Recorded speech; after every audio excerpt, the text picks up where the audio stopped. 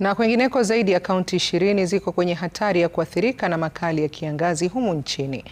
Akizungumza wakati wa zoezi la ufunguzi wa miradi ya maendeleo ya wanawake na ugavi wa chakula cha msaada katika eneo la Majembeni, kaunti ya Lamu, waziri katika Wizara ya Utumishi wa Umma na Maendeleo ya Rasilimali na Mipango Maalum, Geoffrey Ruku, amesema kwamba serikali imepanga mikakati ya kukabiliana na changamoto ya kiangazi. Ruku aliongeza kwamba serikali imepanga kuwapa wafugaji chakula cha mifugo ili kuwasaidia wasipoteze rasilimali zao.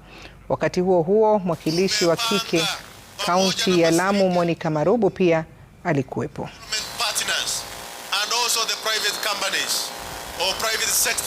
Katika taifa letu la Kenya, tuhakikishe ya kwamba hakuna Mkenya yeyote ambaye ameathirika na kiangazi ambaye atararaja.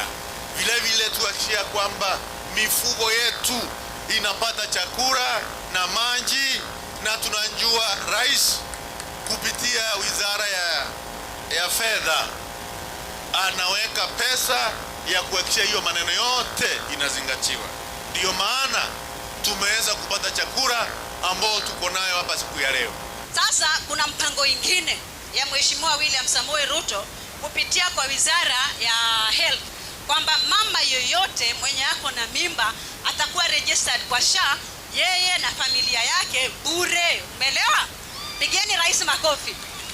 Hiyo sio yangu, mimi siwezi kusema ni yangu kama ile ya senator. Hiyo ni ya Mheshimiwa William Samoei, ya kusimama na mwananchi kuhakikisha kwamba anainua vikundi, anainua watu katika biashara, anajaribu kuona ya kwamba watu hawako chini tena, wanaendelea kuinuka kimaisha.